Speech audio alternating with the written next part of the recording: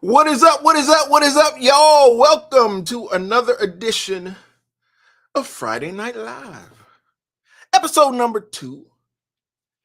And we call it Friday Night Live because it's Friday night and I'm live.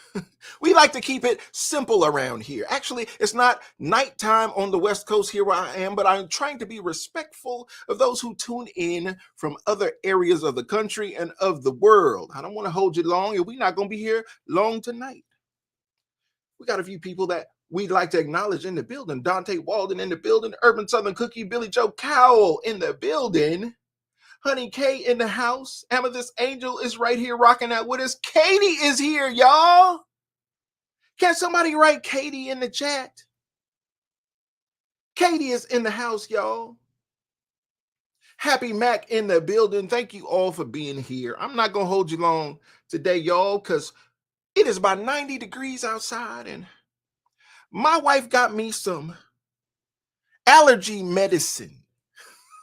Not the kind you buy over the counter, but that funny kind. See, I'm out here in California. That kind you got to go to the counter and they swipe your license. They scan your driver's license and say, we ain't giving you this medicine until we verify who you are and what you're here for. Oh, I got some of the good kind, y'all. So we going to try to get through this. We're going to work through this tonight. D Flores in the building. But we feeling all right. How y'all feeling on this Friday evening? Everybody doing good? Everybody feeling good? Let's rock out, y'all. I don't know if you had a chance to see the thumbnail, but we're going to talk about a little something here that has been on the menu for about a week now. Yeah, it's called the Blackety Black fatigue. I ain't seen nobody else call it that, but that's what I call it. And if you're familiar with how we get down on this channel, you know it's fair game over here. Anybody can get it. We talk about the Blackety Blacks, the Whitey Whites, and everybody in between. It just so happens that the Blackety Blacks are on the menu tonight for many reasons that have been floating around social media. I don't know if you've heard about them, but we'll talk about them. Evan Hall in the building. Thank you for being here. Y'all, in order to establish a foundation for what we are going to discuss tonight, and I hope that we can just have a simple discussion. We ain't got to go crazy. We ain't got to get too deep. We ain't got to get too heavy. And I like a talk back church, so I hope y'all talk back to me in the chat because I like to know how you feeling about this particular situation. It is a viral phrase, black fatigue. It's been all over the internet. And I'm sharing it with you tonight, but before we dig too deep into it, we have to establish a definition, something that we can agree on, where we can build a foundation and have an understanding of what we're talking about together in the community. So let me pull this up for y'all. Because this brother called himself giving a definition. And you don't have to agree. Y'all can let me know whether you agree or not. I'm going to play it for y'all. Let's listen and understand what this brother's talking about. And you tell me whether you are feeling this definition of black fatigue, y'all. Black fatigue. This video might make you uncomfortable, but it needs to be made. There's a growing sentiment, most recently, of individuals who are proclaiming they do have black fatigue. And you don't have to be a non-black person to have black fatigue. What does that phrase actually mean? Essentially, black fatigue is a growing weariness of the actions of the quote unquote black community. But it goes deeper than that because we are in 2025 now, and we are being judged based on the content of our character and not the color of our skin. But the interesting part is the lie that's been sold to the black community in particular is that the color of our skin dictates the content of our character. That's why in the black community, sometimes you'll hear people say, oh, you are acting white when they're talking to someone like myself who doesn't act the way most people would expect a conventional black person to act. In their minds, there is a correct way to act black.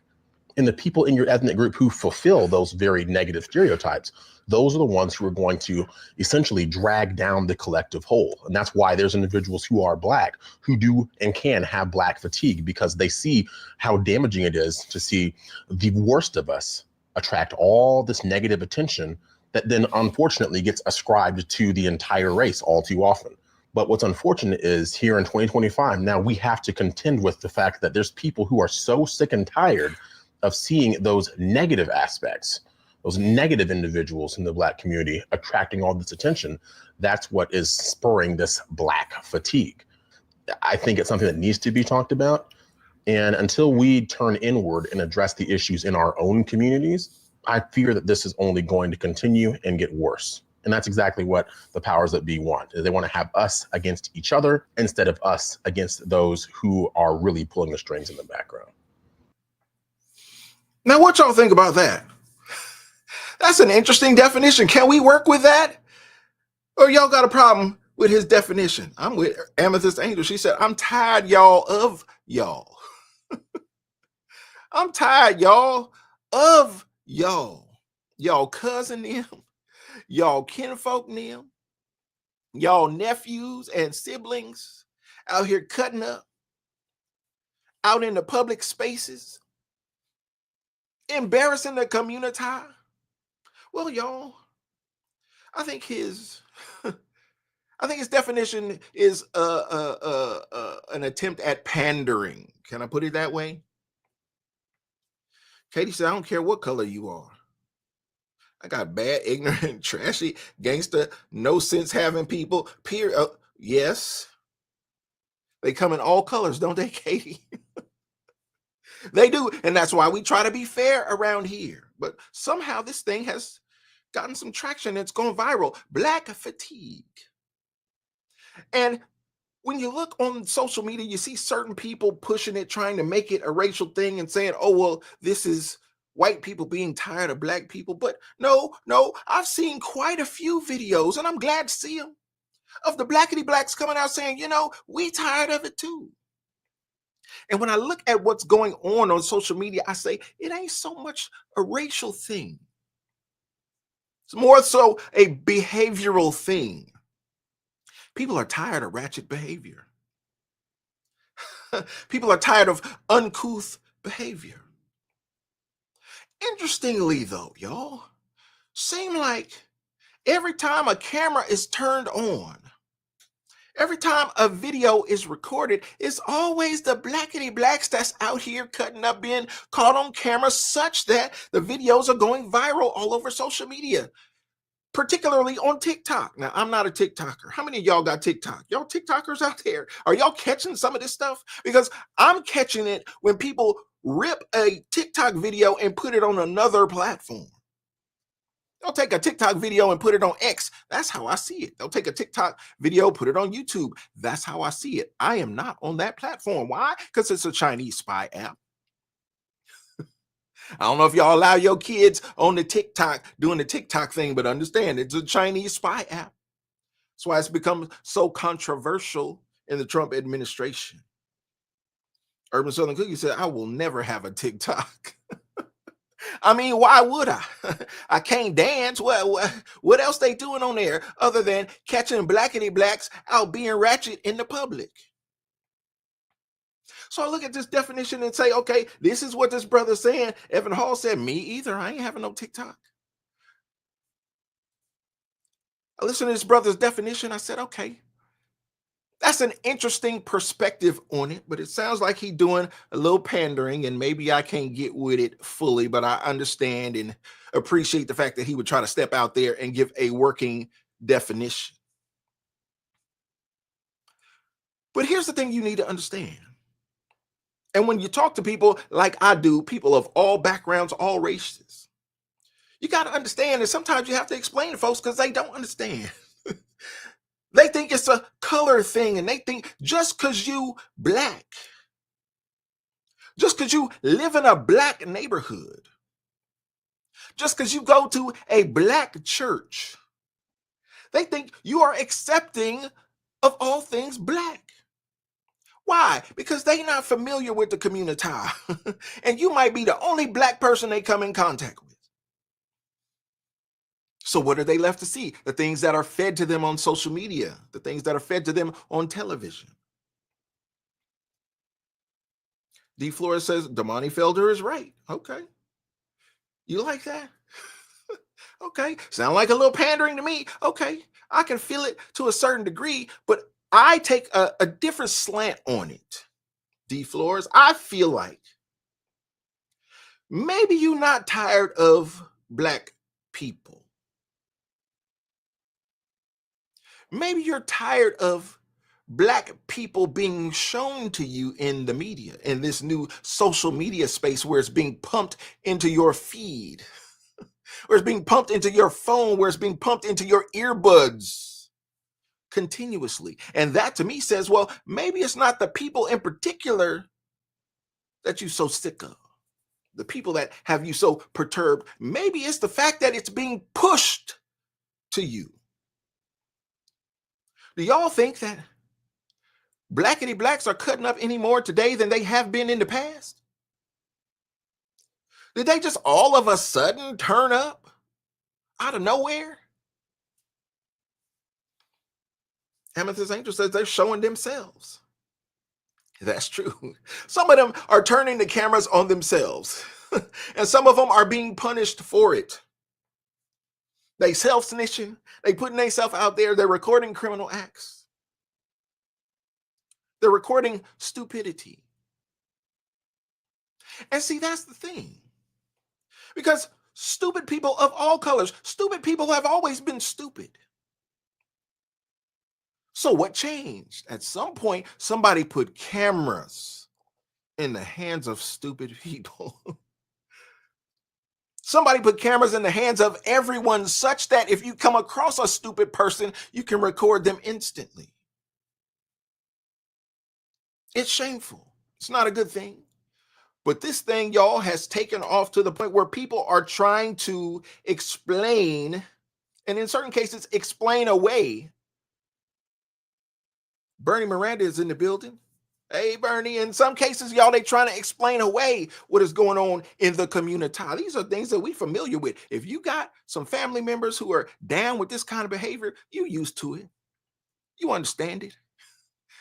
Look, I put that definition out there in the very beginning because the point I wanted to make is that we ain't even going to be able to agree on that definition.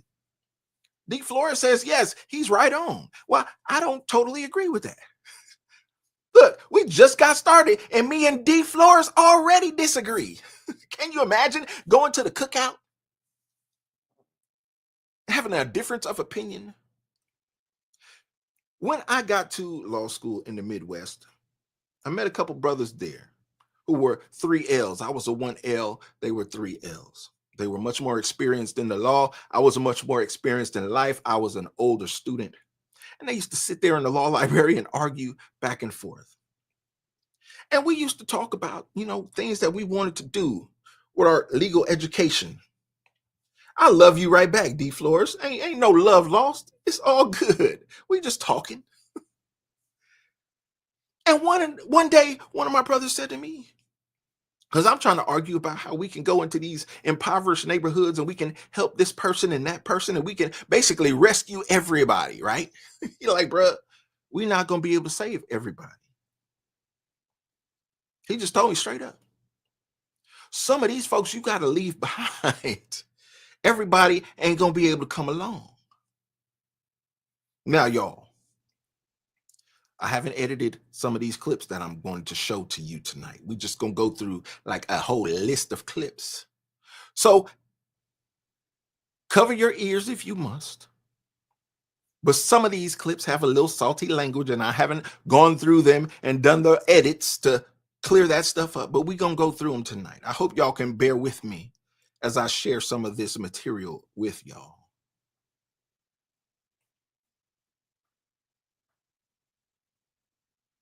Black people will be spit on again. Nobody wants us even in their business. They don't want our money. They don't want us in their stadiums. We're gonna be an outcast.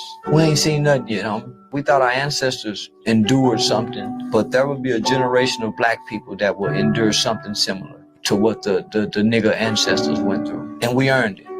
Yeah, we earned it. We've taken on the animalistic, savage part of the human species. Go somewhere and see who the loudest in the place. Our violence have superseded the dignified people who we once were. We make up half of America's homicides. And this is a violent country. When foreigners migrate into America, they get introduced to America's system. In America's society, they have a particular showing that they show of us. That's why other races and ethnicities give us a cold shoulder when they get here. They're taught that we're like what they see in the rap video. Now just think, they can't understand English. These people, so they see the rap video, all they see is, so why you think they don't want to do nothing? Why you think they act the way they act toward us? This is shown to the world about us blacks in America. Y'all, what you think about Charleston White? What you think about Charleston White and what he had to say, his opinion on this?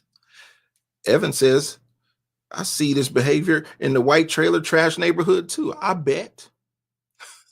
But that ain't what went viral. Ain't that interesting?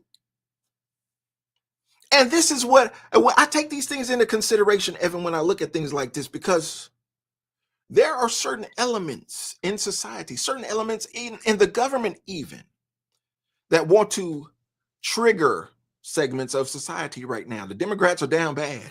Did y'all see Donald Trump in the Middle East over the last few days? He is winning and winning and winning. Democrats are losing and losing, and they are looking for anything they can to spark something, to trigger something. They reach it. I saw Al Sharpton on MSNBC the other day. He's reaching for George Floyd, talking about a 5-year anniversary of George Floyd. Boy, you trying to trigger the community over some foolishness? Yes, because they ain't got nothing else, y'all. They ain't got nothing else. So they grasping at straws. When I first saw Charleston White jump on the scene, I used to dislike his presentation because I saw him as part of the problem. I saw him as part of the community. He was always out there flamboyant and boisterous and loud talking. And then I saw him in an interview. I believe it was Cam Newton's podcast on his YouTube channel. He interviewed Charleston White, and Charleston said, he said, I've been active in this community for a long time. I said, oh, so have I, Charleston. We can relate. We can connect right there. So have I. Been trying to reach these kids for a long time. Oh, so have I, Charleston. Been out there pounding the pavement for a long time. So have I, Charleston. But then he said something that got my attention. He said, when I was out there trying to do it the right way, trying to talk intelligently, trying to be a mentor, trying to talk some sense into your kids, y'all didn't pay me no attention. But when I start acting like y'all, but when I start cutting up, but when I start acting a fool, then y'all start paying me attention. Then I went viral. Then I became an internet sensation. I got all this knowledge. Been out here trying to turn folks' life around, been trying to plant seeds such that they would get themselves on a better track, better trajectory to be better people. And because I presented it a certain way, y'all ignored me. David said, wow. I said, wow, too, David. Because it made so much sense. All of a sudden, it made sense. Because you would listen to Charleston when he would cut up and he'd be acting a stone fool. But every now and then, he'd drop a nugget in between crazy things he was doing and crazy ways he was acting. And you say, hey, that's a nugget right there. I'm going to use that. I'm going to hold that. I'm going to share that. Because you just dropped some game on us in the midst of all your craziness. Well, turns out, y'all, Charleston ain't crazy. He just came to the realization that that's what the Blackety blacks pay attention to. Ain't that something?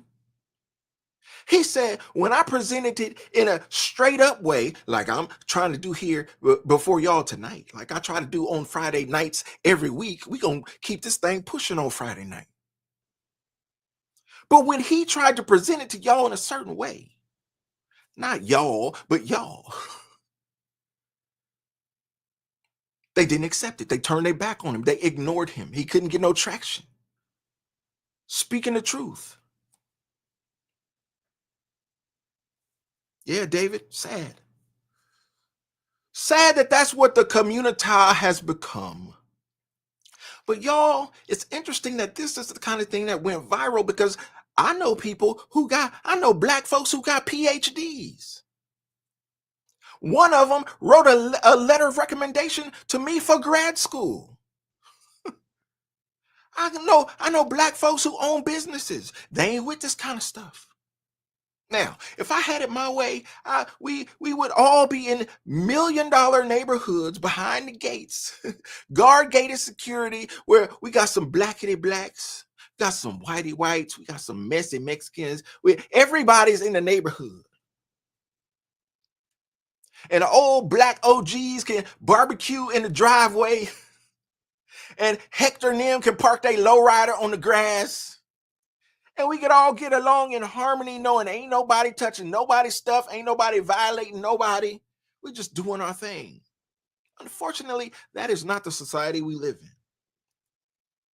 Had a long discussion this morning about Donald Trump's trip to the Middle East, and somebody didn't understand about how Donald Trump could go over there and they could live a certain way.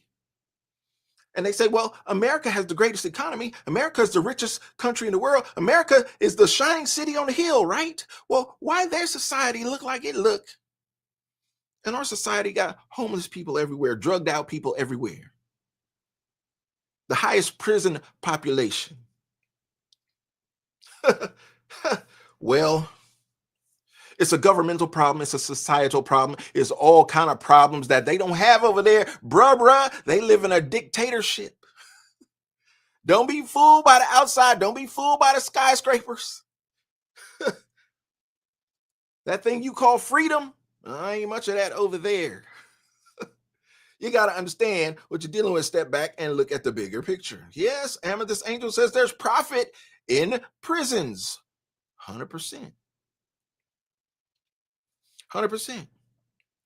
You got university and state worker pensions in California. State workers, the pension program was investing in private prisons in California. Can you imagine? You work for the state and you got your little state pension, and they taking your little money that you take out of your check every 2 weeks. You say, okay, they're going to invest it. They're going to take my little money and make some more money. Well, what do they do with your money? They invest your money in prisons that lock up your kinfolk. Yeah, there's a monetary incentive in the prison system, especially in the state of California. Y'all, California got so many problems. Urban Southern Cookie said Michael Jordan invested in private prisons. He ain't the only one. Bonnie Rivera in the building. Thank you for being here. Y'all, let's see if we can find another, because this thing has caught some traction and so many people talking about it. I love the fact that Charleston White can get out here and speak his piece. And those who understand, understand. That old saying, if you know, you know. You can hear, even when Charleston get to cutting up, even when he get to using salty language and whatnot, you can still hear that he cares about the people. It's in his heart. He is driven by the purity of his motivation. The thing that got him involved in this stuff in the first place. That little fire still burns in him. He just understands that if he do it a certain way. And I see some of the people out here like myself, I can't do it like Charleston do. He said, okay, y'all not going to listen to me this way. I'll do it that way. Listen, I got one gear. I got one gear, Amethyst Angel. I can't flip it like Charleston and say, okay, well, I'll get down like y'all. I'll act ratchet like y'all. I'll act uncouth like y'all. No, that's not what you get here. I got one gear. I got one mode. And it's unfortunate because I found the same result that Charleston found dealing with young people. I've been on this platform for 20 years, y'all. How many of y'all been on YouTube for 20 years? I've been on this platform for 20 years. And at some point, I changed my presentation even on this platform because I found the same thing that Charleston found. He said, well, I'm presenting it this way, but it ain't helping nobody. And yeah, mine was a slight variation, but I said, listen, I got millions and millions of views on this platform. But how many people are being changed? How many people are being redirected? How many people are being guided towards living a better life? How many people are being guided towards Christ with what I'm presenting, with all them views and all them subscribers? Whose life is it changing? Well, I ain't finna do what Charleston did. I ain't finna get down in the mud with him. The presentation is what the presentation is. You either gonna come along or it's gonna be what it be. Thank you to our sister Amethyst Angel. She says, okay, choir, in 4-part harmony. Black Rock, State Street, and Vanguard. If you know, you know. Listen, don't forget Fidelity. Yes, we know what it is, Amethyst Angel. They all investing in this private prison system. But we still crashing out and we still volunteering for that system. Y'all think we ain't volunteering to crash out? Y'all think we ain't volunteering to do stupid stuff? Y'all think that every time we act a fool, it's somebody catching us in the store, fighting, twerking, showing out? No, it ain't always that. Y'all, sometimes, sometimes, y'all, we dumb enough to crash out all by ourselves. We dumb enough to turn the camera on ourselves. Yeah, we that dumb. When your kids say they hungry in the store, gotta feed them. You gotta stop and you gotta feed them. Because one thing about me, when I'm hungry, he gonna make you eat. You gotta eat. Ain't that right? So when y'all hear y'all kids crying, just stop, just take a break, and get them a snack. It's the only way to get them to shut up. That's it. It's simple. Y'all see they quiet as a people. Hey, quiet. It's okay to take a break, Good, y'all. I mean, he happy. It's okay. It's better than listen to y'all kids cry. And to the people that want to see the kids, here they are. Y'all always asking about the kids. Here they are.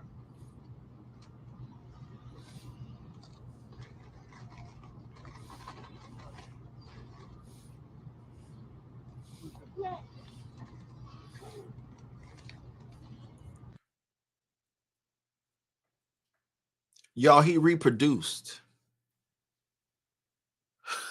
them polo babies. Look at them. They all within a couple years of each other, stair-step children, tiny babies. Richard Tucker in the building. Thank you for being here. Y'all, he eating chips off the floor in the public store. He eating off the floor. How can you expect a father, a parent to teach his kids not to eat off the floor when he gonna turn the camera on himself in front of the kids and eat off the floor?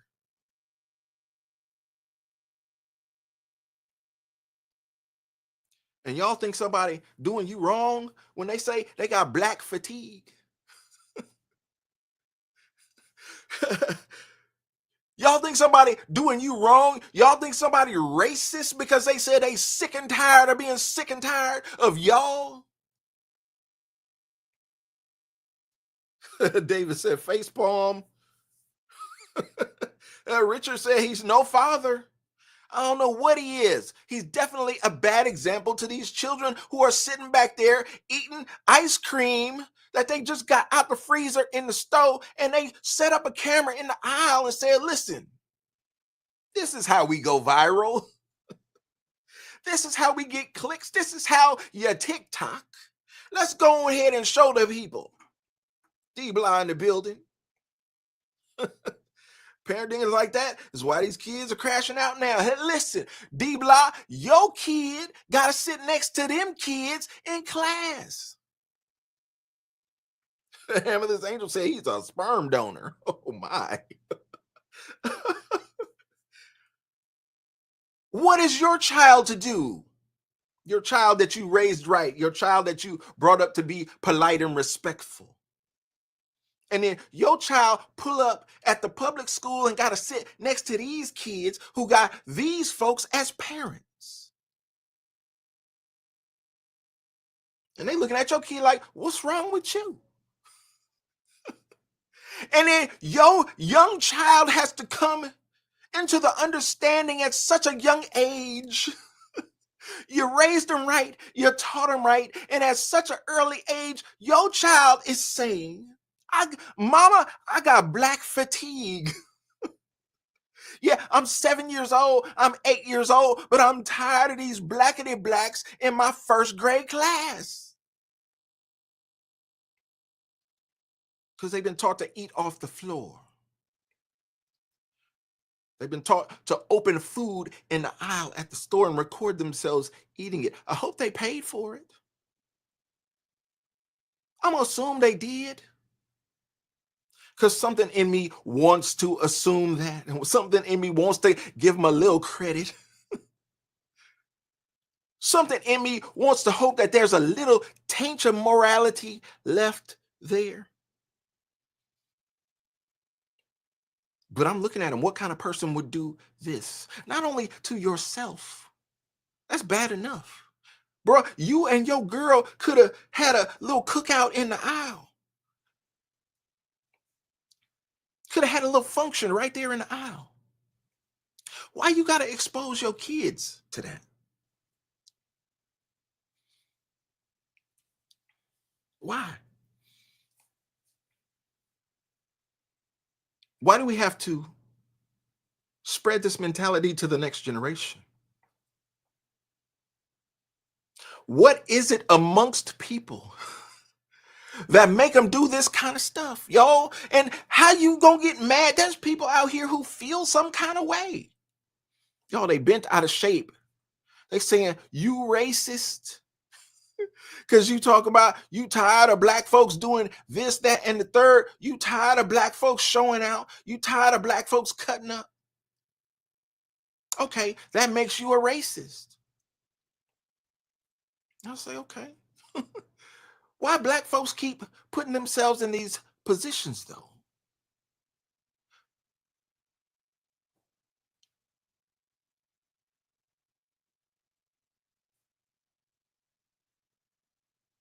D. Flores says, Chops, this a jug, and hope folks start a GoFundMe. They jugging, D. Flores, hoping folks start a GoFundMe so they can get some money. Listen, who gonna donate to that? He didn't say he eating chips off the floor because he broke. That ain't how he explained it. He's saying he eating chips off the floor because he got hungry and his kids got hungry. And when the kids get hungry, you just stop and eat no matter where you at. Wow. Somebody who ain't never owned a store, who ain't never owned a hot dog stand or a lemonade stand. Have no clue what he's doing to these people's establishment. Thank you, sis. Amethyst Angel back again says, I told my daughter to not put the kids' pics online. Too many freaks out there. Yes. Yes, these are facts. And there's so many people out there who put their kids' faces all on the internet. Y'all, the internet ain't what you think it is. I don't know how many of y'all know how deep the internet goes, but do a little research, ask a few questions, read a couple books, and you'll find out, y'all, the internet ain't what you think it is. And I'm even apprehensive sometimes on this platform because these things are forever. And I'm the kind of person, y'all, I can tell you something today and tomorrow I'll change my mind. But y'all on this internet will hold me accountable and say, no, you said XYZ. No, I don't feel XYZ no more. Now I feel ABC. Well, you should have never said whoop-de-whoop-de-whoop. Okay, that's the internet. That's what we deal with when we put ourselves out here on this platform, but some of us do it like that old school Charleston White. Some of us do it because we're trying to make a difference. Yeah, we got boots on the ground. Yeah, we out here in the real world, but we found that being on platforms like this can spread the message farther and wider. Well, y'all, unfortunately, some of your cousins and them found out the same thing and took to TikTok and they said, listen, sometimes if we want these clicks, we can get on this internet. We want this fame. We can get on this internet. We can get on our TikTok and we can cut up. We can do the most. We can get active on this platform. Sometimes they do it on purpose, y'all. Sometimes they're very intentional in their presentation. Sometimes they get caught in the act, unbeknownst to them.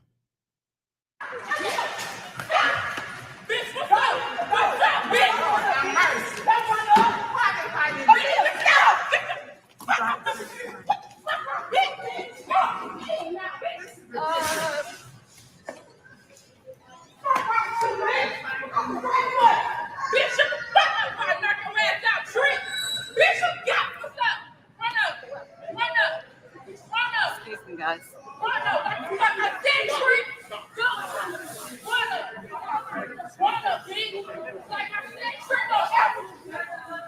Jackson, Tennessee.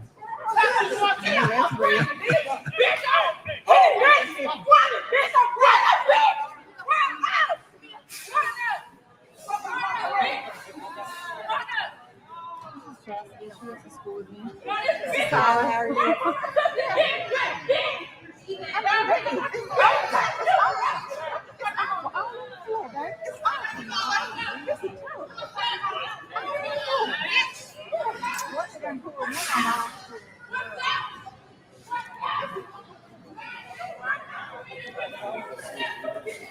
you?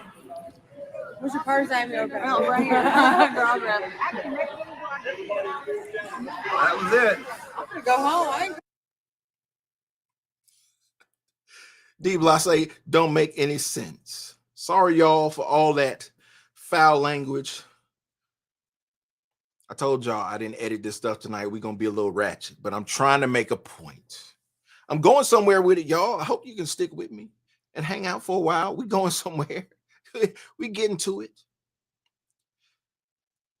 When I saw this video, I saw some people intervene, and I said, how many of y'all in the chat would intervene in this high calorie situation like this with these sisters who obviously felt like it should have been going down on site? If I see you, I don't care if it's in the grocery store, it's on site. D Block, I'm just trying to get my 2 for $5. And I can't even get to it because y'all rumbling in the way. But I saw a man step up and he tried to intervene. He tried to break it up. I said, man, shout out to that dude, that good Samaritan who tried to intervene. He himself is a blackety black, which just goes to show y'all, everybody don't think the same way. Everybody don't act the same way. You cannot paint with a broad brush and assume that just because folks are melanated, that they are part of a certain culture. Yo, I know so many people who ain't down with this stuff, who reject this stuff, who don't raise their kids to even intake this stuff. If I catch you watching it, if I catch catch you listening to it, if I catch you acting like it, it's going to be some repercussions and consequences. I know people like that. Anybody in the chat know anybody like that? Because this viral phraseology is trying to make it sound like ain't nobody getting down like that. Like this is Black culture. And listen, I've been guilty even on this platform of calling it Black culture myself. But I know it ain't Black culture. It's hip hop culture. It's Diddy culture. It's being pumped into our kids' minds through music, through social media. But this ain't what Black folks are all about, y'all. Yes, there are Black folks in college. Yes, there are Black folks who own businesses. Yes, there are Black folks who own homes. Yes, there are Black folks who are well off and doing well, trying to teach their kids to do right, trying to raise their children and their families in the fear of God, not to be sitting down eating chips off a dirty floor. Oh, they exist. If you don't want to go out there and look for them, just take my word for it. They exist. I'm not going to even encourage you to get outside and go find them because you're going to be looking for a while. But trust me, they out there somewhere. If you look at the numbers and you look at the statistics, you'd be like, yeah, bro, you said they in school, but yeah, they only go to college about 30% or so. When you look at the percentages, you say, well, most of them don't go to college. Well, most of them don't own businesses. Well, most of them don't own homes. Well, you going to let the bad ones give the good ones a bad name just because they look similar? Now you being unfair. You're being unfair. I know, just because it's more expedient if you look at them all and say, okay, I can put them all in a basket, put them all in a bunch and classify them as something. No, do the work. Don't paint with a broad brush. Get to know somebody. Make a friend. Some of y'all work with people you won't talk to because they look like something. They remind you of something you saw on social media because of the way they look, so you don't fool with them even on the job. I'm challenging you today. Get to know somebody. Have a cup of coffee with somebody. You might find that you have more in common than what separates you. You might find that they act a fool like this. But that don't mean they all do. That's just your experience with one. Try another one. Our sister Amethyst Angel says that as soon as you post a picture of a child, even in a beautiful family photo, you've established their electronic footprint without their consent. A lot of people don't even understand, like I said a minute ago, they don't understand how this internet works. And I see so many trends on this internet and in social media where people will, at one point there was a trend where an app was created that you submit your selfie and it makes you look like an old person. There was another app that came out years ago. You submit your selfie and it makes you look like a cartoon. And these people didn't even know this stuff was trending, y'all. It went viral. It was all over the internet. And these people, D-Block say, I remember that. D-Block, they didn't even know that they were submitting their selfie to facial recognition apps disguised as a cartoon app. See, certain things, y'all, the way that the law is written, Amethyst Angel says Snapchat. I'm not on Snapchat either. I didn't know that's where it came from. But it don't surprise me at all. See, certain things, if you're old like me, you're an old head OG like me, you remember back in the day, the police, whether they local or state or even the feds, they would have to get a warrant to get certain things from you. Bernie says she remember. But what they did with this internet, y'all, is convince folks to do certain things willingly. See, certain information I would have to get a warrant to get from you, but if I can convince you to give it up willingly, well, I don't need a warrant at all. All I got to do is comb through your social media, find out everything I need to know. I know somebody who went through a investigation, a federal investigation. Came out in the paperwork that in order to get the warrants to do the official searches, they had already combed through the social media. They knew everything. The person was scamming. Not only were they scamming, they was posting proof of the scam on social media. Why? Because you got to floss. These are all public records. Federal scams going on where people were setting up prenatal care businesses out in the Midwest. Feds cracked down on all of it, did a dragnet on all of it. All of these folks setting up businesses, scamming the Medicaid system, filing claims for services never delivered, for clients they'd never even had or never even met, just making up stuff, filing false claims. Yeah, you're going to prison.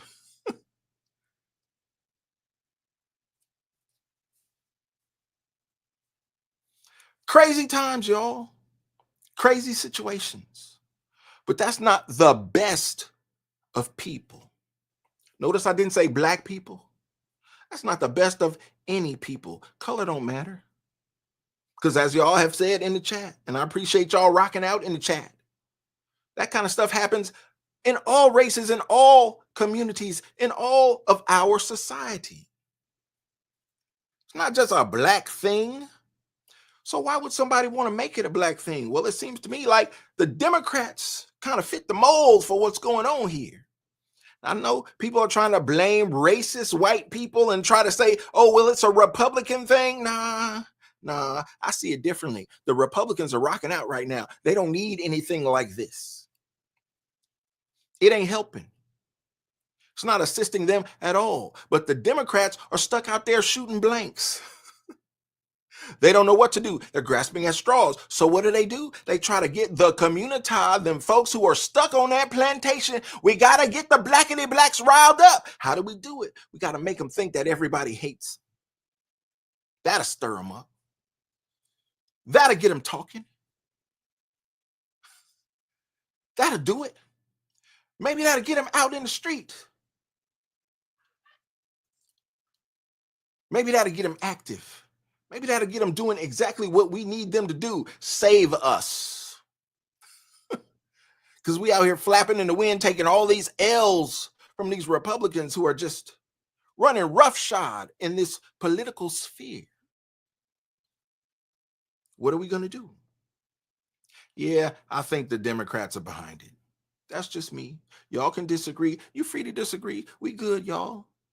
Why is racism coming back? More buzzwords to justify it. The newest one is black fatigue. Before that, it was DEI. You understand there's never anything good enough for these races, right? Let's explain what black fatigue actually is. Black fatigue is actually a book on how racism erodes the mind, body, and spirit and explores systemic racism and its effect on black people. These racists aren't even smart enough to know the definitions of the words they're using, such as DEI. Why are we giving them any attention? And why are they increasing in number? Most people that are racist have zero black friends, have never interacted with a black person in their life, but they're somehow racist still because they're chronically online. You chronically online people need to get a life. Yeah, you're chronically online. No wonder you're so scared and angry at everything all the time, and you're looking for an outlet. And for some reason, that expression comes to making up some new crazy buzzword to be obsessed with a group of people that have no idea who you are and have never thought about you, but your entire thought process is on them. We're actually talking about race in 2025 and justifying 5-year-olds getting called slurs with autism.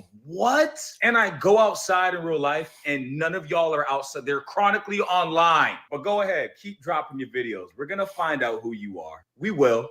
We're going to find out who you are. Please make more videos. Honestly, I'm convinced a lot of racist people just got rejected by a black person or felt rejected, and this is like their life. Now, there's a couple stories, y'all, that people are trying to use to justify the foolishness. One is a viral story out of Texas where you had the black boy, Carmelo Anthony, at the track meet where he stabbed the white boy in the chest. A tragedy all the way around.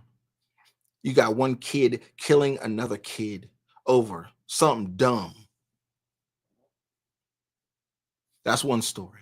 Then you got another story, I believe it was in Ohio, of the white lady at the park who had a 5-year-old black child who rummaged through the bag of her child, took something out of the bag, and she hurled all kinds of N-words at this 5-year-old black child who apparently has autism. Somebody captured her on camera, went viral. And just like the black kid in Texas who was charged with murder, he raised over $500,000. This white woman who called the kid the N-word, she raised over $600,000. Crazy situations, crazy circumstances that people want to get behind and throw money behind. Our sister with another 5, thank you so much, says food for thought. Are we becoming a caste society? Good question. A class society. Ghetto trash instead of black white. Interesting. Interesting. Is that what we're becoming, or have these behaviors always existed? And that's what I ask myself when I see things like this go viral. I say, is this a new phenomenon? Or have crazy people always been crazy people, but now everyone has a phone in their hand, whether you filming somebody else or whether you taking it upon yourself ignorantly, in my opinion, whether you just gonna film yourself. I wonder who would want to put themselves out there like that. Who would want to record themselves at their worst? Who would want to record themselves as they are down bad? And you got to understand, AB Media 83 in the building. Thank you for being here. Bonnie Rivera says it's a lack of love. Wow. Now you're getting on something. Now you're hitting on something. It's a lack of love. I can tell you, the dude who filmed himself eating chips off the floor in the middle of the store, man, you don't love your kids. If you loved your family, you wouldn't put them out there like that. Wouldn't be enough clicks in the world for you to do a thing like that. Yeah, lack of love. Lack of love for others, lack of love for self.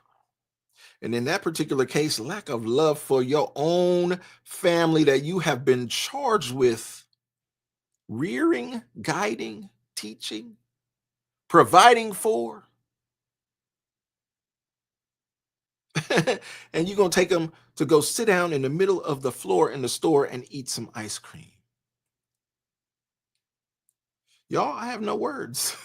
Well, I do got a few choice words, but I ain't going to share them with y'all, not on this internet. No, I ain't going to do it because y'all ain't going to like it. Y'all ain't going to like what I got to say about that. Y'all ain't going to like how I feel about that. So I'll just keep it to myself and move right along. So I was just told that I've turned my back on the black community because of a recent video I did about Jasmine Crockett. I've been waiting on this one. What this is called is selective morality. Let's ignore the fact that ain't no white robes running through our neighborhoods, just black folks terrorizing other black folks. Let's ignore the fact that ain't no white supremacists shooting up our blocks. It's us. Let's ignore the fact that we make music glorifying our own destruction and then cry when the streets match the lyrics. We love screaming black unity, but will rob, jump, scam, and kill our own people with no hesitation whatsoever. Preaching we gotta stick together while setting up your own brothers and snaking your own sisters. Love blaming the society for why our neighborhoods look like war zones while cheering for the very culture that keeps them that way. Talking about black pride while rapping about murdering each other, turning women into baby mamas, and making it seem like being broke, violent, and ignorant is a personality trait.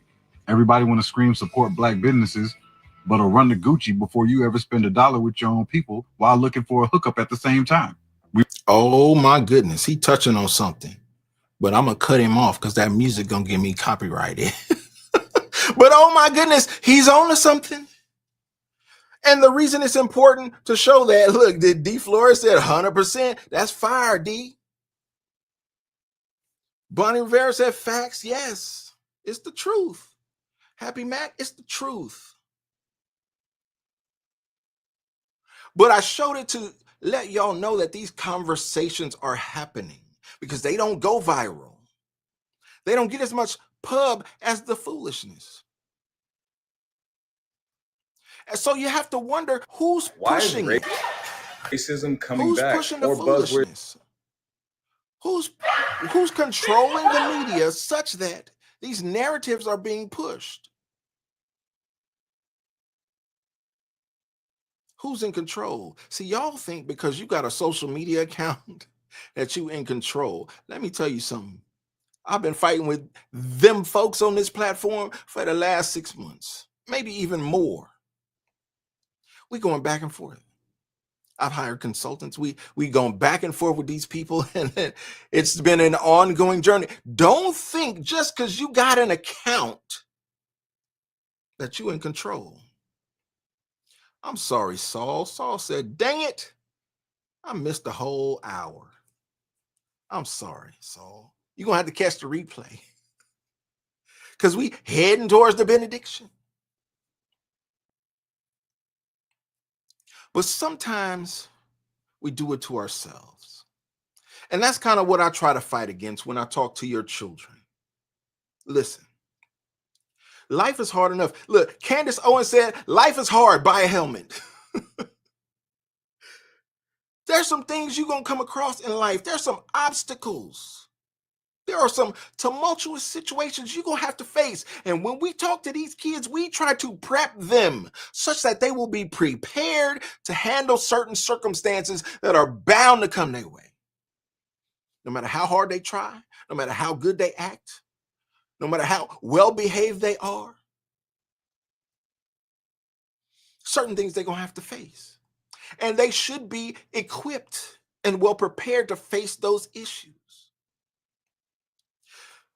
But what you want to teach them to avoid is those unforced errors, those errors that they bring upon themselves, those things that don't have to happen, but happen because they cause them to happen themselves. That's what we want to train them to avoid. Don't be your own worst enemy. Because life is going to be so filled with circumstances, you're going to be busy dodging the stuff that life throws at you. Don't self-sabotage. Don't put yourself out there in a negative way such that you can't take corrective action, because some of this stuff that be on this internet will never go away, even though you think it's just a turn up.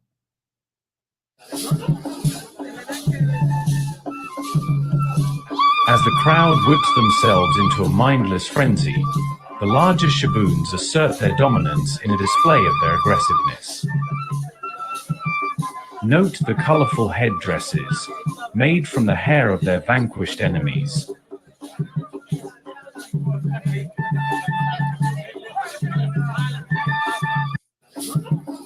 Y'all, my understanding of this video is that it was a high school graduation. Now it's time to turn up. It's time to celebrate. You've been in school for what? K through 12, 13 years. You finally made it to cross the stage. Look, it's graduation season right now. Some of y'all kids about to do this. Question is, should you do it like this?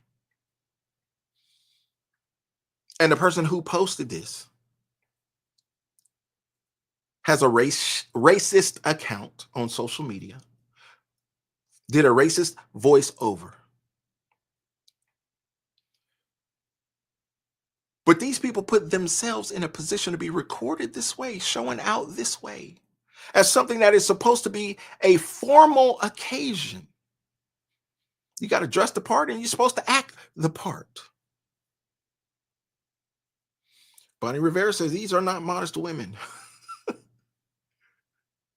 Yeah, I bet some of them want to rip them robes off and just turn all the way up.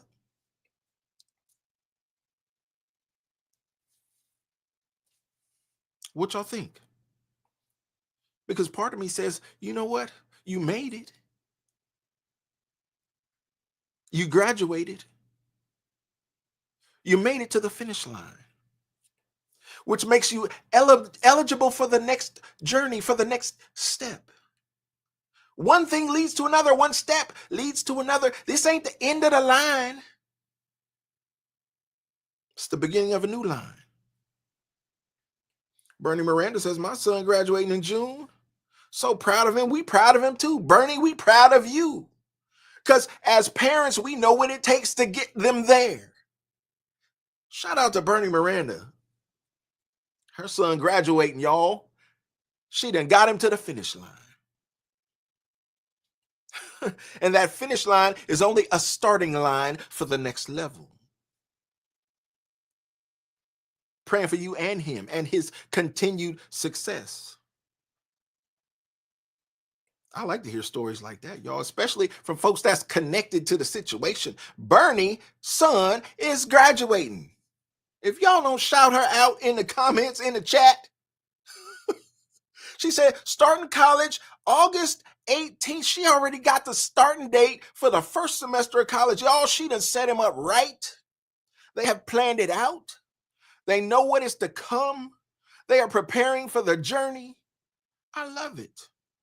Shout out to you, Bernie. Congratulations. That is reason for celebration. Y'all, I'm glad I came on. Bernie done made my day. Congratulations, Bernie. That is awesome.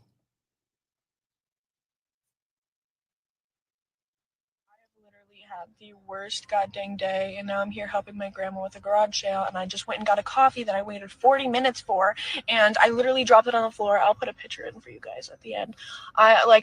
This is worse than the splitting my pants day.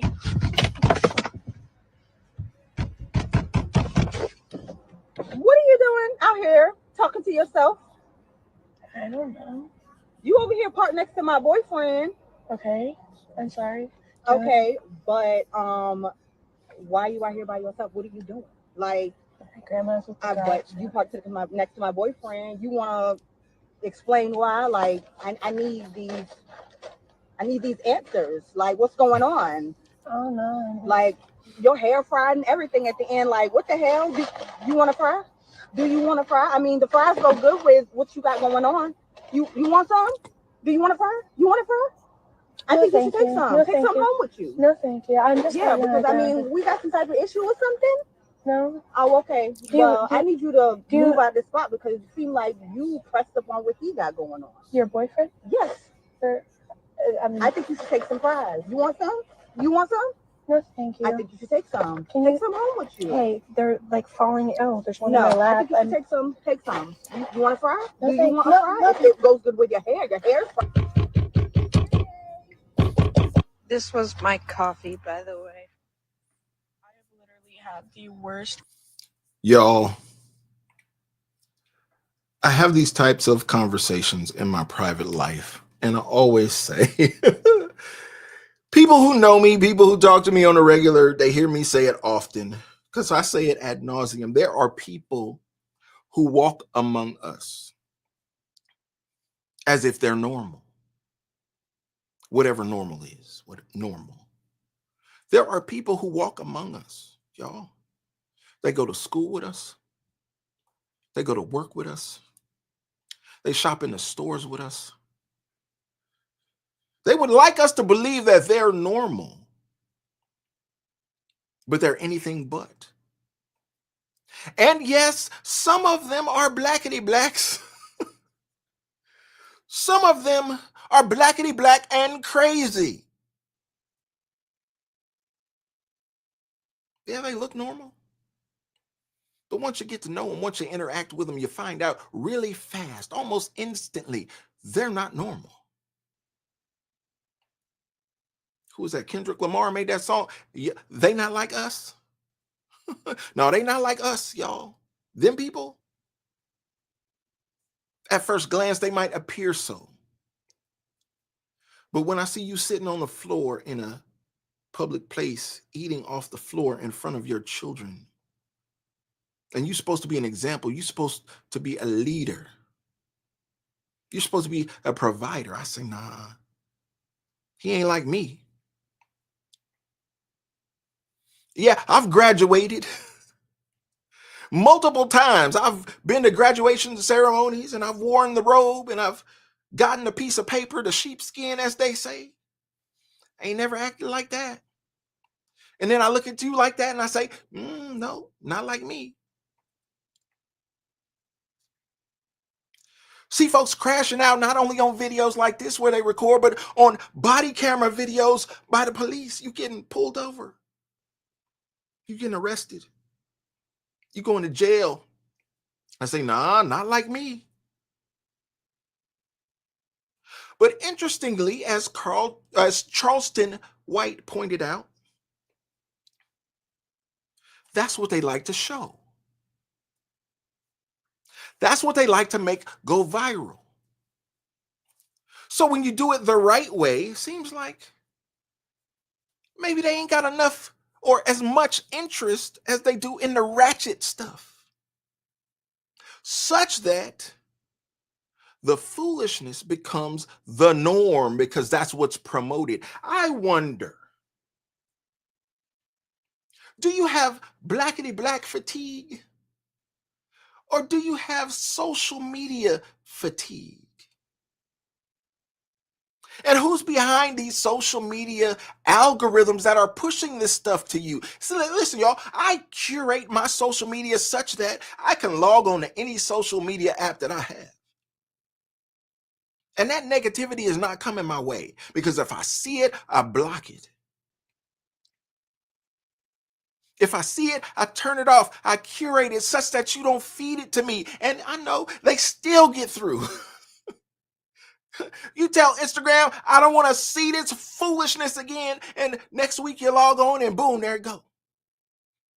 Because they're pushing a certain agenda.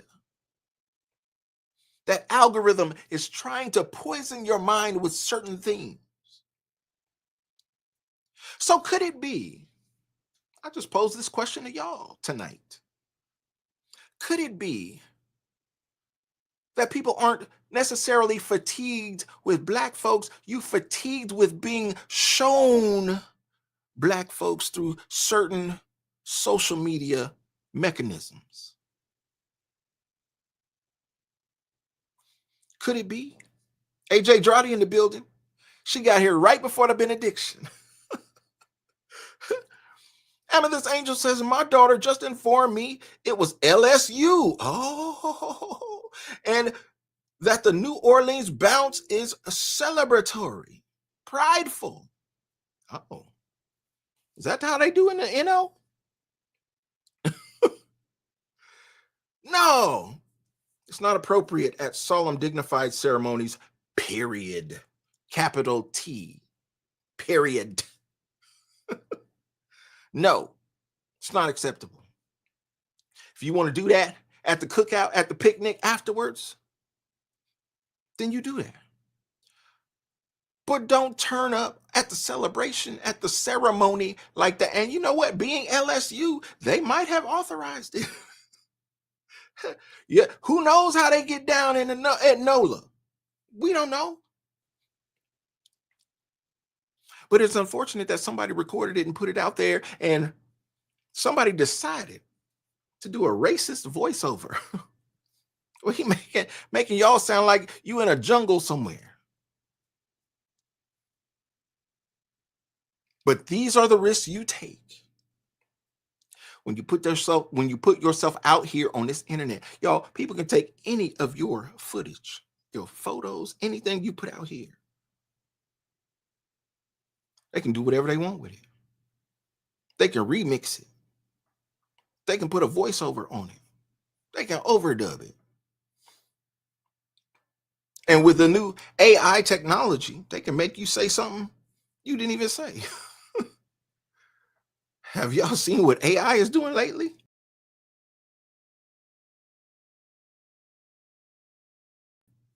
They got folks out here dancing on AI that didn't even dance. They got folks out here fighting on AI that didn't even fight. They call it deep fakes. As deep as the fake might be, sure looks real to me, y'all. We got a couple more, and I'm gonna let y'all go. Black fatigue is real. Everybody is tired of black people, but it's two specific types of black people that everyone is tired of. Number one, everybody is tired of loud, ghetto, and ratchet, and violent, and mean, and angry all the time. Everybody is tired of them. Nobody wants to deal with them. Even other black people do not want to deal with these people. You know when you see them in public, you know when they're going to give you attitude at the CVS. Everybody knows it and they want to avoid it. The second group of black people that everybody is tired of is this sort of like fake black bougie intelligentsia who kind of like walks around telling everybody how they're supposed to think or speak or act. When it comes to anything black. These are the most privileged black people in the world. These people have built enormous platforms and have so much money, and yet they are still perpetual victims all the time. And all they ever do is lecture white people about how to talk to or about black people, and then they lecture other black people if they don't talk or think or speak in ways in which they approve. Black fatigue is real. Everybody is so tired of both of these groups of black people that they don't know what to do. So yeah, black fatigue is real and I got it. A lot of us have it. But it ain't black fatigue, it's behavioral fatigue. Because if I saw anybody acting out in that way, I'd feel the same way. You gonna blame the blackety blacks? Listen, I'm guilty myself and I'm aware of it, y'all. I will get on this internet and I will talk in a certain dialect because that's how I was raised. That ain't how I was taught in them classrooms. But that's how I was raised. So a lot of times I revert back to a certain way of speaking, a certain way of communicating. Laverne Joseph in the building. Thank you for being here. Is it a blackety black fatigue or is it a behavioral fatigue? If it wasn't the blackety blacks eating the chips off the floor, would you feel any better? If it wasn't the blackety blacks showing out at the graduation, if they were another color, would you feel any better? If it wasn't the blackety blacks fighting in the grocery store, stopping me for getting my 2 for $5, would you feel any better?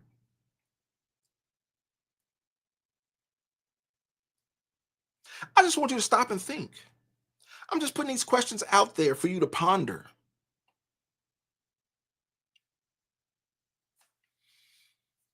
Because I know for a fact, other folks show out too. You can walk down the street in San Francisco and you see some of the drugged out whitey whites defecating in the middle of the street. I'm fatigued by that. Not because they're white, but because of the behavior.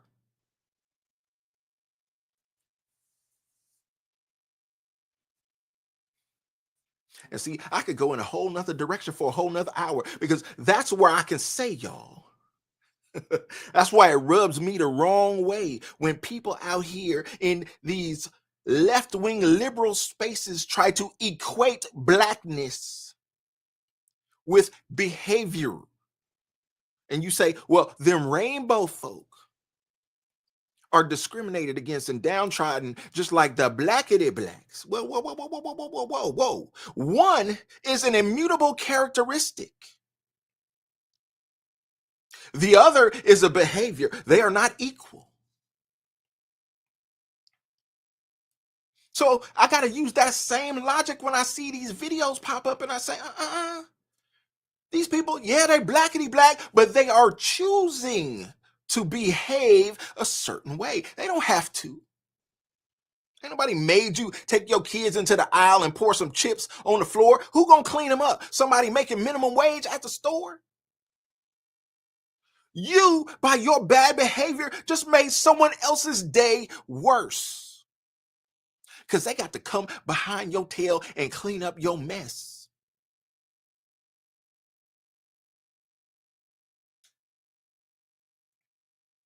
But nobody wants to take accountability for their behavior. You ain't got to take accountability for your immutable characteristics.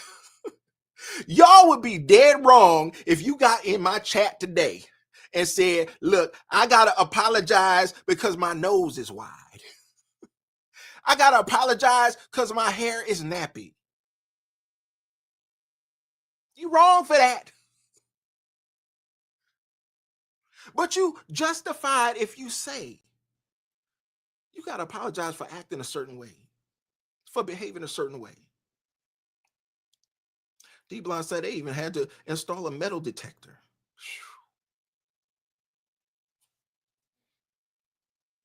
We could go there too, D-Blonde.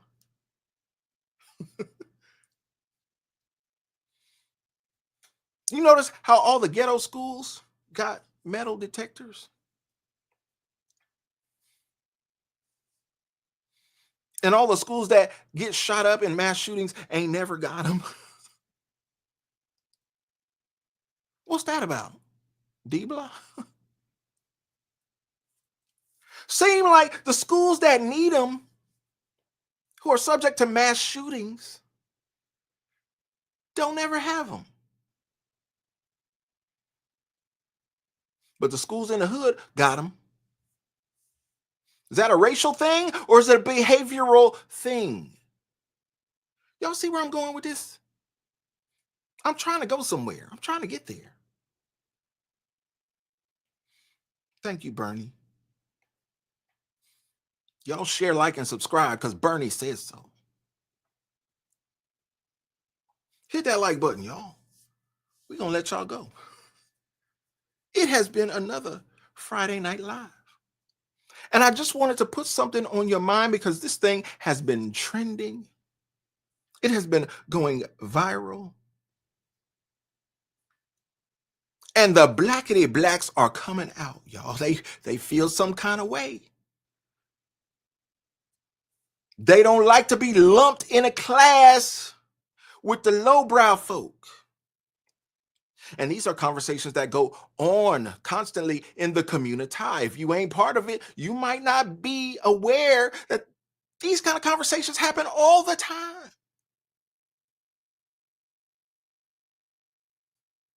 Not just amongst distant people, but sometimes you got one person in a family, one sibling who went to college and got a PhD, and the other one went to prison. Grew up in the same house, under the same circumstances, two different outcomes from the same household. These conversations happen. You know why? Because life is filled with choices. And we choose how to behave. Sometimes you got circumstances that dictate that you got to make certain moves. You got to move certain ways. But certain things are choices that lead to certain outcomes. And sometimes, y'all, even in the community, we make choices that lead to outcomes that we always knew they would. But all it takes is somebody talking to one of your kids and saying, bruh, all we got to do is, hey, listen, ain't no phrase sent more blackety blacks to prison than that right there. Bruh, all we got to do is, you're going to jail. Somebody's going to jail. If you in a group of blackety blacks and somebody say, bruh, all we got to do is, man, run as fast as you can, get as far away as you can. Charmaine, am I right? D-Block say, I'm in Cali. Okay, you understand. Yes, Bonnie, I agree. We must practice self-control, but it must be taught. Bonnie?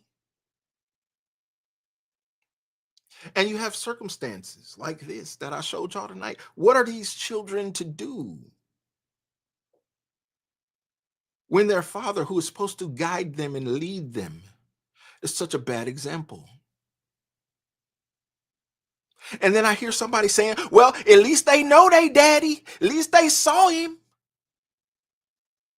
What about those who don't even know who he is? And it makes me wonder, sometimes I ponder. And y'all can opine on this. I'd love to know how y'all feel about it. Because some of y'all have had these similar types of father experiences. Is it better to have a deadbeat, no good daddy and you grow up with him and you figure it out on your own and say, I come of age at a certain point, I came to know that my daddy wasn't nothing? Or is it better not to know and have that question rolling around in your mind for the rest of your life? That's torment, in my opinion.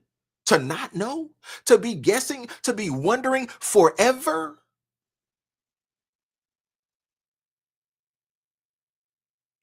I see you, David. Say, come on, Saul. Listen, would you rather know or rather not know?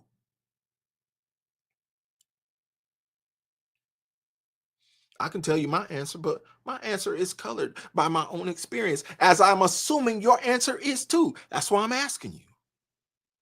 Anybody in the chat want to volunteer? Thank you for the support. Our sister Urban Southern Cookie says, here in Virginia, during graduation at the Virginia Commonwealth, more than 100 graduates and their families walked out during Governor Glenn Youngkin's speech. Ooh, I'm fatigued by these folks and them folks. They walked out on the governor? I thought Youngkin was a pretty fair dude. Every time I see him speak, he seems to be pretty fair. Down the middle kind of guy. He's been supportive of President Trump's policies as of late. I saw him recently in an interview where he was talking positively of President Trump. They walked out on him. She said, I'm sick of these folks and them folks.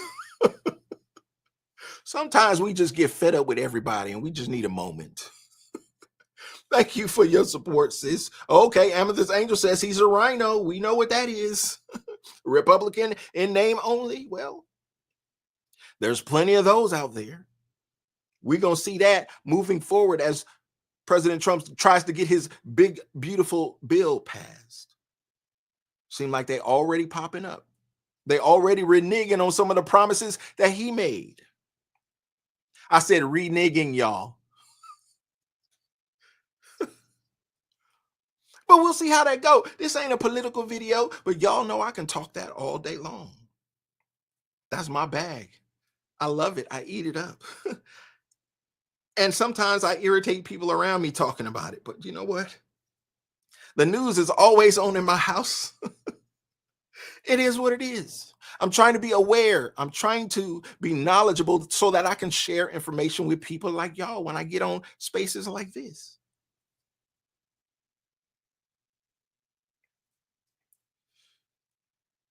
D. Flores says, either way, it's tormenting.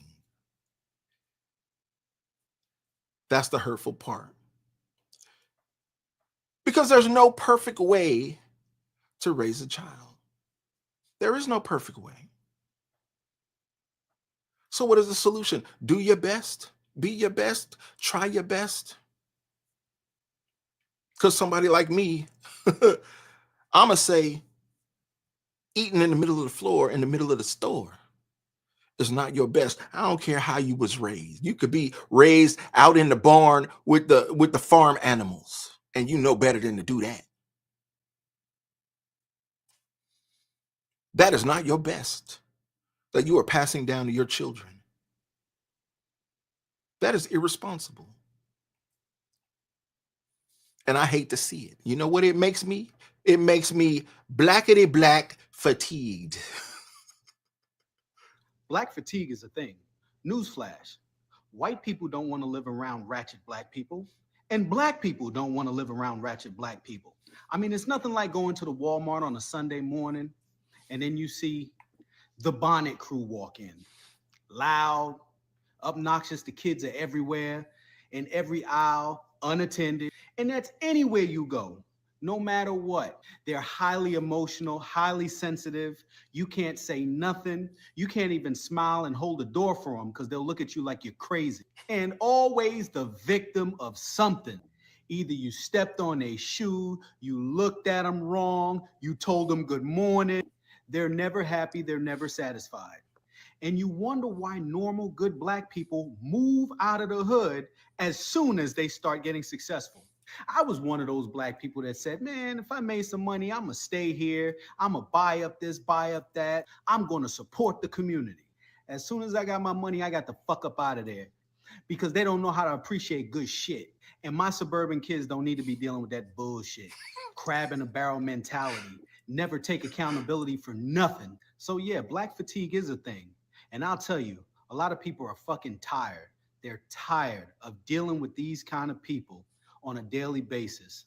I mean, I get anxiety when I walk inside of a mall nowadays. I mean, because you got these YNs running around and they don't respect nothing. So I don't care what anybody says. White America is tired of you, and we are too. What say y'all? You agree with that sentiment? Laverne said, run, Forrest, run. You got to run from it. Sometimes you do. Sometimes running away is the only option. Sometimes I advocate for it myself. I've told people in Chicago, y'all, living in the south side of Chicago, I said, you know what? If it's as bad as you describe, get your kids, put them in your car, fill your tank with gas, and drive until you run out of gas. Drive until your resources run out. Just get up out of there, do whatever you got to do to change your location. You ain't rooted to the foolishness. You're not bound to the fool. You're not handcuffed to the foolishness. I know it can feel that way sometimes. You feel like you handcuffed to the plantation. I can't go nowhere. I ain't got no way out. Sometimes you just got to go. And people make the mistake. And that's why I played this video, because he made a good point. And sometimes people think that because you in the hood, you love the hood, you comfortable with the hood. Sometimes people living in the hood, all they want to do is get out.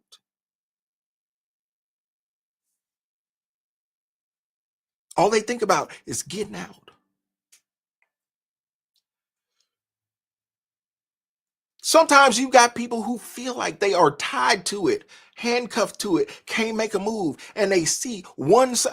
Man, I've heard stories of a mother with multiple sons who died on the block, who died in the hood, victims of the game.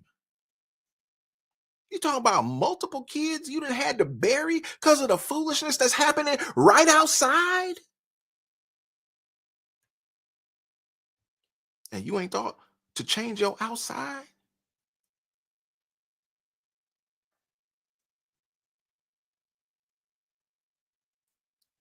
Bonnie says, I live in Jamaica, Queens. Had to go all the way to Long Island to shop. Wow. Wow. You got to go all the way to another borough because it's better over there to shop. I'm sure it's safer over there to get out of Queens and go to Long Island. There's some money in Long Island. I'm sure they got better stores, better conditions.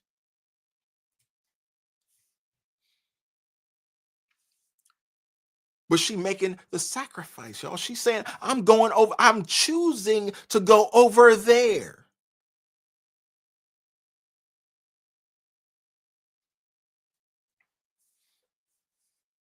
And see, that puts you in a certain state of mind. Because you're active over there. You're dwelling over there. You're existing over there. You're shopping over there. And someday God gonna put you over there. You're gonna look up and you're gonna be over there. Because you ain't just speaking it into existence. You're acting it into existence. You over there. At some point, God gonna open the door and you're gonna really be over there. Simplify in the building. Thank you for being here. Y'all, this is an ongoing conversation that I think we need to continue to have. Not particularly the blackety blacks, but the conditions of society and how we are going to navigate them as people of faith, as law-abiding, upstanding citizens trying to do right, trying to teach our kids right, trying to be right. I hope y'all trying to be right. But as we continue to have conversations like this, we will continue to share ideas, expand and grow, and put ourselves in a better place through a simple dialogue. That's why I love this platform so much, because we can connect on this level. And I'm trying to put some seeds in your life. Just plant a few seeds that might grow a little bit, hoping that y'all gonna give it back to me. I want to learn from y'all. I want to hear from y'all. The real problem is niggerism. That's the real problem. And that's the problem in all ghettos. That's the problem, niggerism, where you got people who have just been, they have died in the wool, if you will, against white America, against American structure, and they have no work ethic. You can't get a job. You can build all the jobs you want. You can't make these young boys go to work. They're not going to do it. The schools teach niggerism, and that's why the immigrant problem is such a major issue, is because Latinos, Mexicans have not been indoctrinated with niggerism. Niggerism is to let the government take care of you. The government owes you everything. The government owes you a house. It owes you education. It owes you income. It owes you a track phone. It owes you a pair of sneakers. And this is niggerism. And that's what all the black, the Hamite, if you will, politicians, and progressive, if you will, Japheth politicians, that's what they teach. And niggas have just been beat down to the point where they have no work ethic. Detroit is suffering from a case of niggerism. And $100 million ain't gonna go nowhere except into the hands of all the thieves and drug dealers and politicians, and it'll be right back where it started from.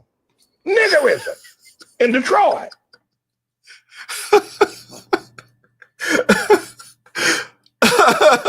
Oh, Honey K.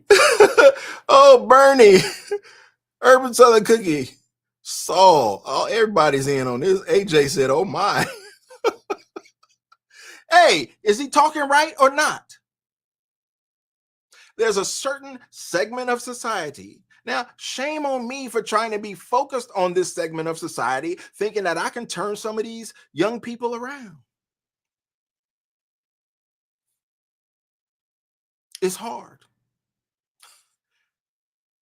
I don't want to say it's impossible, but it's difficult. Frederick Douglass said it's easier to raise strong men. I'm sorry, I misquoted. It's easier to raise strong children than to repair broken men. If you let them get so far in that growth process. Sorry, Frederick Douglass, I messed that one up completely. If you let them get so far in the growth process, it's going to be hard to repair some of those wounds. So when I see a father sitting on the floor eating chips off the floor, I said, what seeds are you planting in your kids that's going to grow and flourish as they grow older and be irreparable? KMEL Beats in the building. Is that no, I don't think that's the cussing preacher. I think that's somebody else. Rest in peace to the cussing preacher. He died recently. I saw a story on that a few weeks ago. He is no longer with us.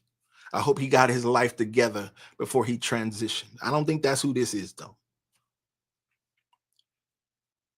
But his message was well received.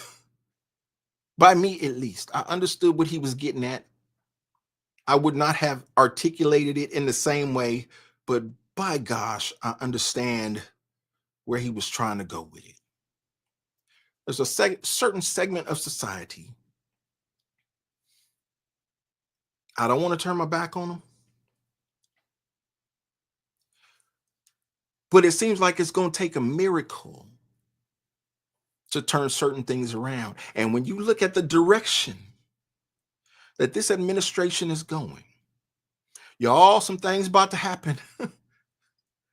I'm not going to go into it maybe we'll talk about it next week. Y'all come back next Friday and maybe we'll get into it. Maybe we'll talk about that just a little bit. I saw a story where they said Donald Trump and the Department of Housing and Urban Development is about to get rid of Section 8. I said, oh my goodness. It's going to be some blackety blacks hurt by that. Because these conditions that we deal with in the community are such. He talking about these folks pulling up to the store in the bonnets and the muumuus and the pajamas and whatnot. Yeah, them same folks will live in a house 3 generations living off the government. No education to speak of. Generation after generation having kids and putting them on the government dole. Living in a Section 8 house. They about to take it away. And for those of us who have been out here preaching and teaching and talking about advancement for so long, trying to motivate people, trying to put a battery in their back so they would get motivated to go out and take a single college class. Take a vocational class to get yourself together. Because there's always a risk of things like this. When the tide shift in government, they say they're going to snatch it all. And listen, y'all, I'm an advocate for Section 8, but I'm a different kind of Section 8 advocate. See, when I talk to people about Section 8, I'm trying to get you to buy a property as little down as you can. Get that property and put a Section 8 renter into it such that the government will pay your mortgage. That check don't bounce and it's always on time. You can get the government to pay your mortgage, to essentially buy that property for you. If you're lucky enough to get a long-term tenant in there, listen, that's the game. That's the hustle. The government will buy that house for you.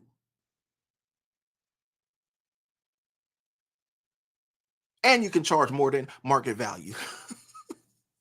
Listen. We trying to put them up on game, but see, they don't want to do that. They just want to be the recipient of a Section 8 voucher. And then when somebody come and pull it from you, when somebody come up and say they got to check up on you and your living conditions and say, oh, we about to take your voucher from you because it was some man's size 14 Timberlands up under the bed. Ain't supposed to be no man off in here. Then you be stuck in a situation. These are the situations we put ourselves in. The bonnet class, the muumuu class, the twerking class. Y'all, listen, I used to say years ago, sagging pants was the worst thing that happened to the black community. I don't know, y'all. I don't know if I can still say that in 2025 because this whole twerking thing, folks run around shaking their tail feathers thinking this is a thing.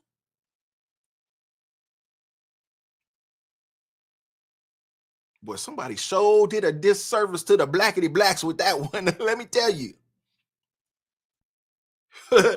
Cap America 012 says, my black fatigue began with gangster rap. Ooh, you touching it. Thank you for your support.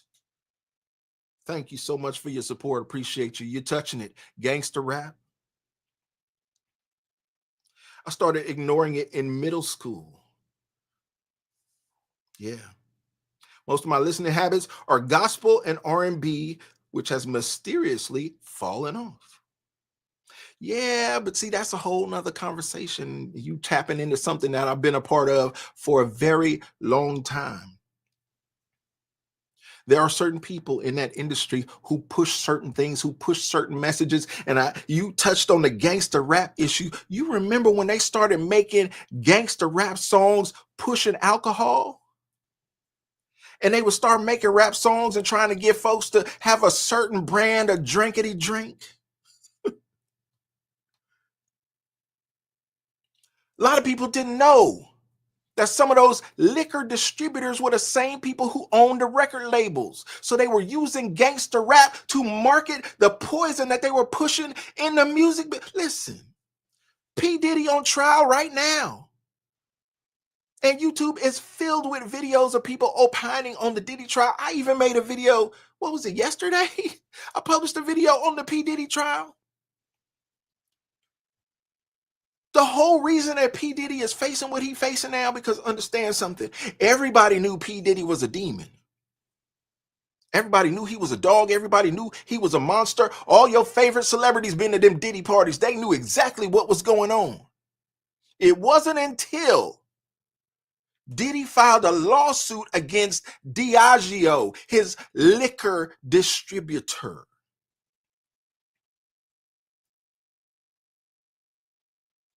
KMLB said, pray for me. I like weed. I'm going to pray for you. Because let me tell you something. I don't know how old you are, but the weed they smoking today is not the weed of back in the day. That's some high-powered, genetically modified stuff that is killing your brain cells. Yes, I will pray for you. Absolutely. But the fact that you requested it in my chat means you ain't lost your mind.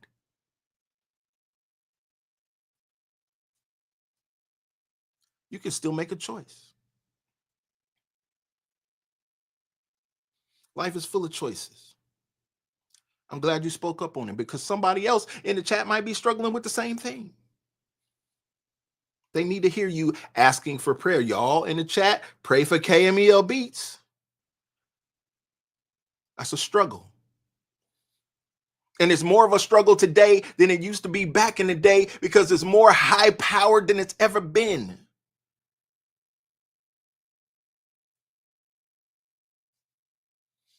And every time you inhale it, you put your life at risk if it becomes laced with that fentanyl that's coming across that border. Appreciate you, KMEL Beats. But y'all, it wasn't until Diddy filed that lawsuit against his liquor distributor. You talk about biting the hand that feeds you. You talk about getting too big for your britches. Everybody knew this man was a dog. It had been well documented, everything that he had done. Ain't nobody gonna let you get to that level in the game without having some receipts on you.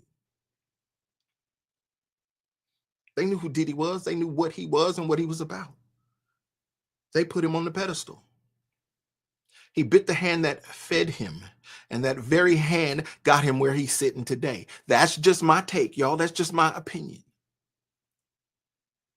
Donna C seems to agree with me. Thank you, Donna C. But I've had some personal experiences with friends who were very wealthy, owned a construction company, building all over Northern California. Friend of mine that I was raised with, brought up with, wealthy family. Got tied up in a situation, got crossed up with somebody across the state in Nevada. Turns out that the person they crossed in Nevada was friends with a Nevada senator, and a phone call was made. Next thing you know, that whole family was facing federal indictment. Why? Because sometimes, y'all, All it takes is stepping on the wrong toe. Jess said they all knew. I believe it, Jess. Sometimes all it takes is ticking off the wrong person. And somebody can blow on your whole situation. Because you got $1 billion, somebody else got 10. You got 10 billion, somebody else got 50.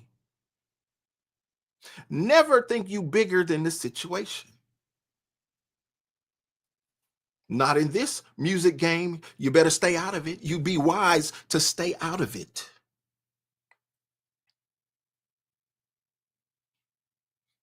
So Captain America, yeah, R&B may have fallen off.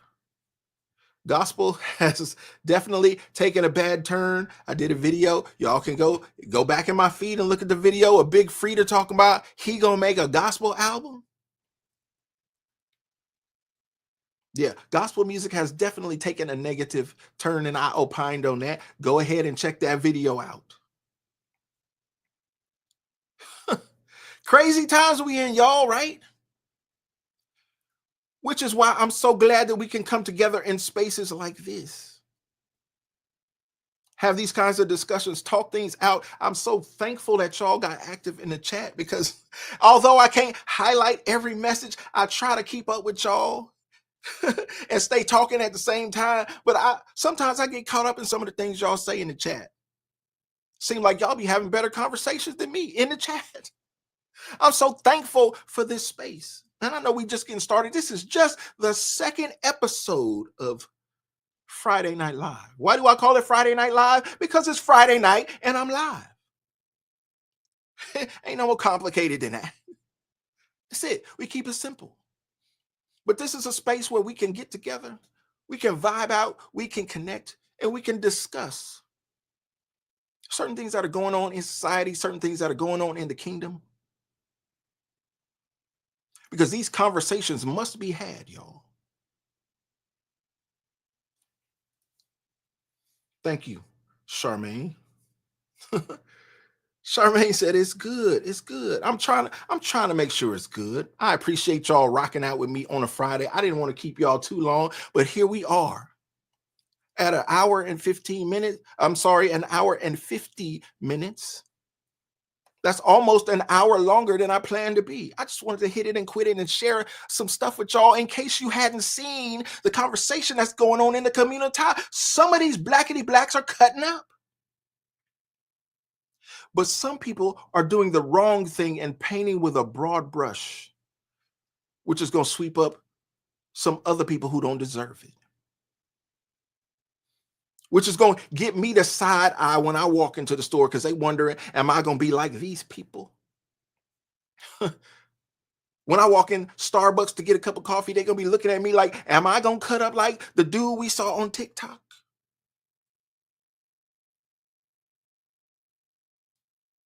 No, I'm not. And I don't want to fall over on the other side of the spectrum where people feel like, oh, I'm so good, I'm so much better that I can't fool with people like that. Some of these people need help. You just saw KMELB in the chat. Some of these people need prayer. And KMEL was honest and pure enough to ask for it. Some of these people ain't going to ask. Some of these people just going to cut up in your face. Well, we trying to send you through boot camp and prepare you to go out into these spaces and interact with these people so you don't flip out, so you don't let the devil use you in certain circumstances, so you don't snap on them. You're going to say, hey, we talked about that. We just finished talking about that in the chat. I just talked to Honey K about that in the chat. So now that I'm faced with the situation, I can do what AJ Drotti told me to do. Because we've been on the internet. We've been talking about it. We've been chopping it up. And I know that Donna C means good for me in my life. So I'm going to do what Donna C told me to do. Is that all right, Bonnie? It's been a good discussion, y'all. I appreciate y'all being here. I appreciate y'all rocking out. It has been a joy. to be with you here. Let me shout out to all of our supporters and sponsors of the stream, our sister Amethyst Angel, Urban Southern Cookie, Cap America. All of y'all, I appreciate y'all for sponsoring the stream. I appreciate y'all for rocking out in the chat, keeping us lit, keeping us live. Listen, we will be here next week. Y'all mark it on your calendar. We're going to keep this thing going. This has been episode 2. Jing Lee in the building says, I love your content. Listen, thank you so much for that. Thank you so much for that. It's so encouraging to know that people are tapping in and appreciating what we're putting out there in the atmosphere. Appreciate you. Cap America says, woo, woo, yeah. Yes. Gene Lee say, you not on enough. Well, Gene, we fighting with them folk. And when they get their foot off my neck, then we'll see how that works out. But for now, we in the fight. And your support continues to help us in that fight. So y'all go ahead and hit that like button if you haven't. Don't be stingy. Don't cost you nothing. Appreciate your support. Appreciate you rocking out. And we're going to be here next week. If we ain't here sooner, we'll see you next Friday at the latest. Hit the subscribe button. Hit the notification bell so that whenever we upload a video to this channel, you are alerted. You are informed. Go join us over in the Patreon, and we'll keep the conversation going. Some of the mods that you see here in the chat are active over in the Patreon, y'all. We can continue the conversation over there. We'll keep it going. Appreciate y'all rocking out on this Friday Night Live. Why do we call it Friday Night Live? Because it's Friday night and we live. But we ain't live no more. That concludes our stream for the night. I appreciate y'all rocking out with your boy. It's been a pleasure and an honor to be before you. I thank you all for your support, and I will see you on the next one.